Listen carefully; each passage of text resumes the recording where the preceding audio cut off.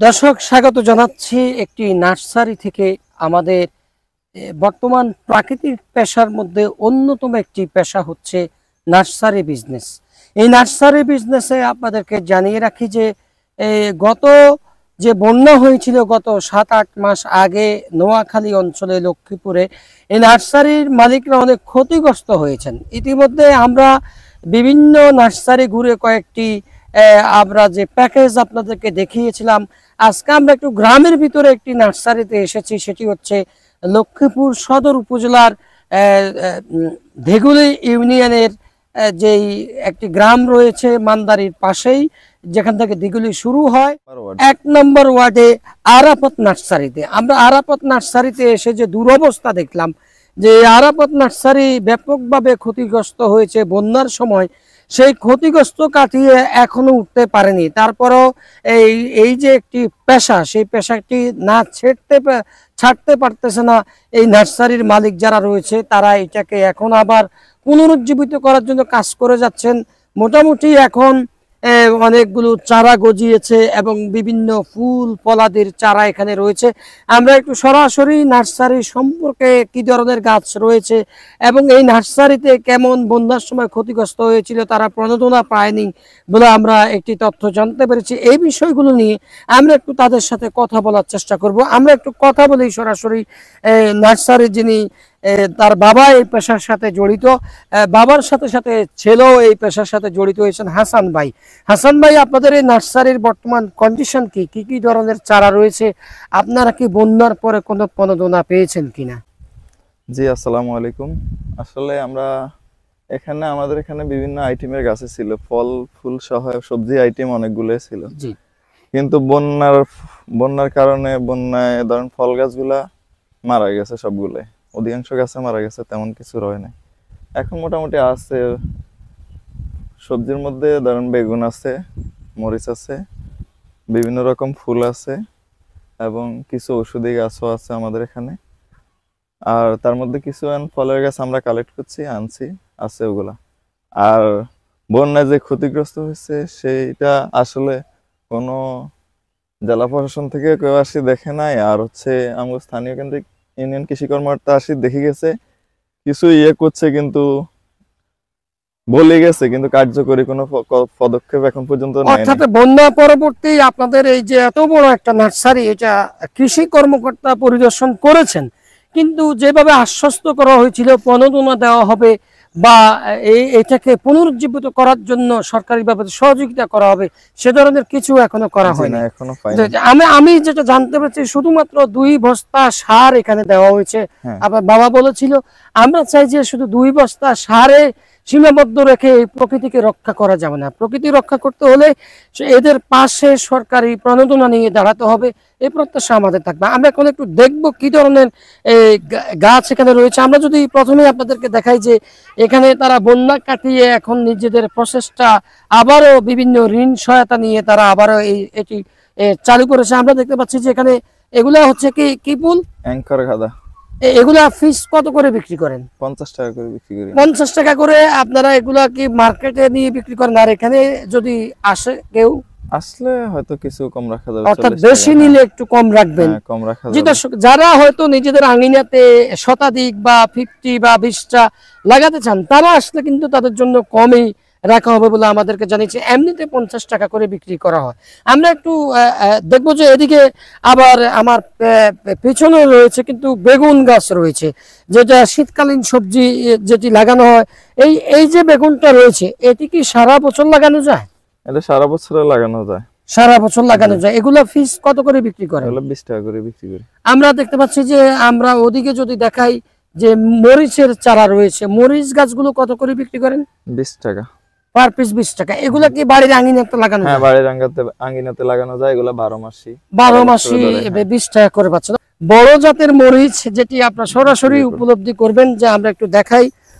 এটি হাসান ভাই, এটি কি ধরনের মরিচ গাছ? এগুলো হচ্ছে কলা মরিচ বলা হয় আর কি। এই যে কলা মরিচ, এটা তো মনে হয় যে কলার মতো হয় আর কি। একটা তো আপনার মনে হয় যে এটা সাইজ মনে 1 পাও হবে নাকি? হ্যাঁ হ্যাঁ, একটা 1 পাও হবে বা একটু কম হবে, বা 300 গ্রাম হবে।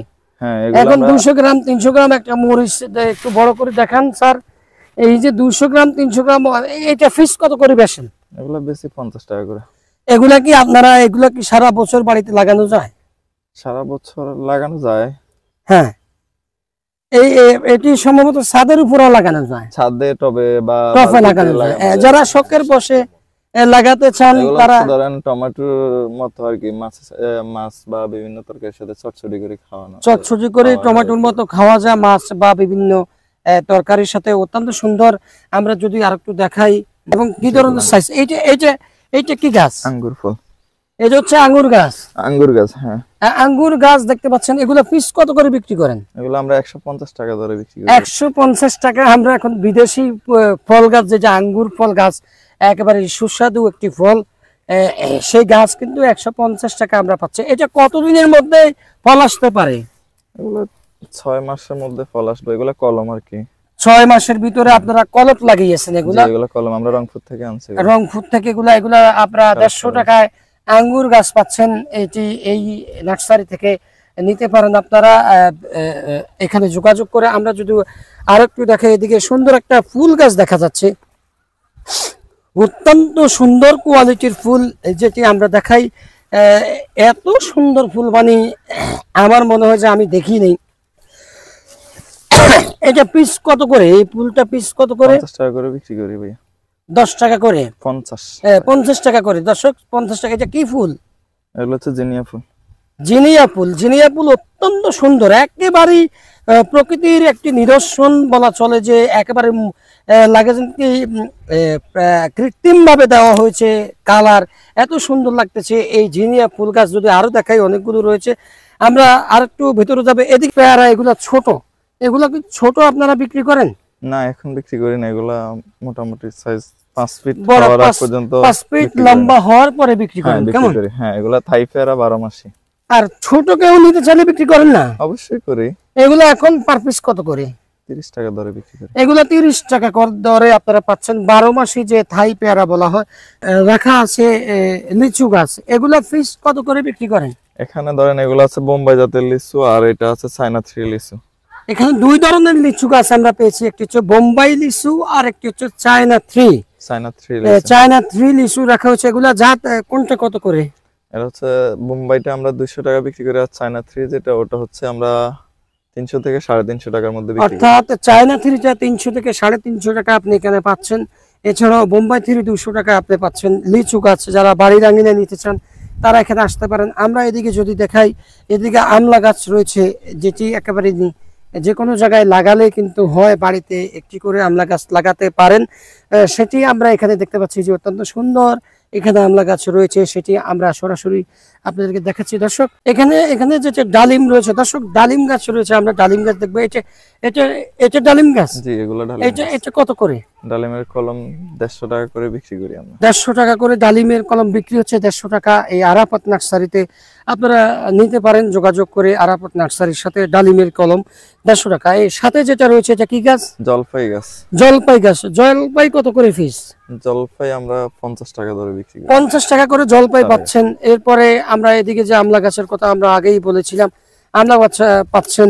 এখানে যে গাছ রয়েছে, এগুলো কি গাছ? এগুলো হচ্ছে আমের, বিভিন্ন প্রজাতির আমের জাত আছে। বিভিন্ন প্রজাতির আম গাছ আমরা দেখতে পাচ্ছি যে আম গাছে কিন্তু ফুল এসেছে। অর্থাৎ এখানে একটি গাছে ফুল দেখা যাচ্ছে। এই যে মুকুল দেখা যাচ্ছে, যেটা বলা হয় আমের মুকুল। এটা কি আম গাছ? এটা হচ্ছে বাড়িফোর আম। বাড়িফোর। এটি কত বছর হয়েছে? এটার বয়স এখন 6 মাস হবে। দর্শক, 6 মাস বয়সে কিন্তু বাড়িফোর আম গাছের মুকুল এসেছে, যেটি আপনারা দেখতে পাচ্ছেন। এটি পিস কত করে বিক্রি করেন? এগুলো আমরা 200 টাকা বিক্রি করি। 200 টাকা করে বিক্রি করা হচ্ছে। এগুলো আপনারা যারা বাড়ির আঙিনা বা আলাদাভাবে আমের বাগান করতে চান, তারা বাড়ির আঙিনার জন্য নিতে পারেন। বাড়িফোর যেটা লেখা আছে, একেবারে বড় গাছের মতো মুকুল এসেছে এই গাছে। এই আরাফাত নার্সারিতে রয়েছে। আমরা যেটা দেখানোর চেষ্টা করছিলাম, আমাদের হাতের বাম পাশে সুপারি গাছ লাগানো আছে। সুপারি গাছ, এগুলো নিতে পারেন। এগুলো ছোট লাগানো হয়েছে সম্ভবত। এগুলোকে এবার বিক্রি করবেন? এই বছর বর্ষাকালে আমরা বিক্রি করবো আর কি। বর্ষাকালে এগুলো আরো বড় বড় হয়ে যাবে। বর্ষা মৌসুমে যারা সুপারি গাছ চাচ্ছেন, তারা আরাফাত নার্সারিতে যোগাযোগ করলে পেয়ে যাবেন সুপারি। এই যে এতক্ষণ আপনাদেরকে এই নার্সারি সম্পর্কে, অর্থাৎ আরাপত নার্সারির বিভিন্ন দিক নিয়ে আমরা কথা বলেছি। নার্সারিতে ভালো মানের গাছ ক্রয় করতে পারেন, সুবিধা মতো টেলিফোন নাম্বার দেওয়া থাকবে, আপনারা টেলিফোন করে যোগাযোগ করে নিতে পারেন। উদ্দেশ্যে আমার কথা হচ্ছে, আমাদের এখানে আসতে মান্দারি থেকে 2 কিলোমিটার দূরত্ব। যদি কেউ আসেন 10 টাকা ভাড়া নেবে। আর এখানে ইনশাল্লাহ সব ধরনের ফুল এবং ফলের গাছ পাওয়া যাবে এবং সুলভ মূল্যে আমরা দেওয়ার চেষ্টা করবো। আমার ফোন নাম্বার হচ্ছে 0189308519 দর্শক, আমরা যে এই আরাপত নার্সারিতে একটু আগে হাসান ভাইয়ের সাথে কথা বলেছিলাম। আমরা এই নার্সারি যিনি প্রথম থেকে চালু করেছিলেন হাসান ভাইয়ের বাবা আব্দুল ওদুদ ভাইয়ের সাথে আমরা এখন কথা বলবো। এই এই আব্দুল ওদুদ ভাই বিগত 21 বছর যাবত এই প্রতিষ্ঠানটা অর্থাৎ এই নার্সারিতে কাজ করে চলেছেন। তিনি তার ভাবনা কি এবং তিনি কি বলতে চান আমরা একটু তার সাথে কথা বলবো। ওদুদ ভাই, আপনি ভালো আছেন? আলহামদুলিল্লাহ। আপনার এই যে এই নার্সারিটা বন্যা পরবর্তী এখন চালিয়ে যাচ্ছেন, কোনো অসুবিধার সম্মুখীন হচ্ছেন কিনা? অসুবিধা তো আছে, ধরেন না টাকা পয়সার একটু সমস্যা, পুরা নার্সারি খালি হয়ে দিচ্ছে, সামান্য দূরে না ধরেন না করছি। এমনিতে তো এই প্রতিষ্ঠানটা লাভজনক ছিল এক সময়। লাভজনক ছিল এক সময়, এখন কিছুটা মনে করেন লাভের অংশ কম, বিক্রি কম, অর্থাৎ বন্যার কারণে ক্ষতি হয়েছে, আর এন্য বিক্রি কম হচ্ছে এখন। সরকারি ভাবে আপনারা কিছু চাচ্ছেন কিনা? না, সরকারি ভাবে আমরা কিছু চাইতে তো চাই, কিন্তু পাইতেছি না। মানে এখন কি চান? অর্থনৈতিক সহযোগিতা বা অর্থনৈতিক সহযোগিতা সরকারের কাছে চাই আর কি আমরা চান। এখন আপনাদের সার ওষুধ দিতে কি কোনো সমস্যা হচ্ছে? হচ্ছে না, অবশ্যই টানাটানি আছে না, যে ধরেন আমরা টাকা শর্ট। বন্যা পরবর্তী আপনাদের পাশে সরকারি ভাবে 2 বস্তা সার দিছে, আর কোনো দান আমরা পাই নাই, পান নাই। এখন মোটামুটি আবার এটাকে চালিয়ে নেওয়ার চেষ্টা করছি। ধরেন না 2-4 বছর 5 বছর লাগবে এটা প্রতিষ্ঠিত করতে, যদি আবার করতে হয়। অর্থাৎ সরকারি তরফ থেকে যদি তাদের পাশে অর্থনৈতিক সহযোগিতা করা হয় তাহলে এটাকে আরো ভালোভাবে গড়িয়ে নেওয়া সম্ভব। যেহেতু দর্শক, এতক্ষণ আমরা কথা বলেছিলাম আরাপত নার্সারির জনাব আব্দুল ওদুদ ভাইয়ের সাথে। তিনি হতাশা প্রকাশ করেছেন যে সরকারিভাবে কিছু পাচ্ছেন না, তারপরও নিজেদের পেশাটাকে তারা চালিয়ে যাচ্ছেন।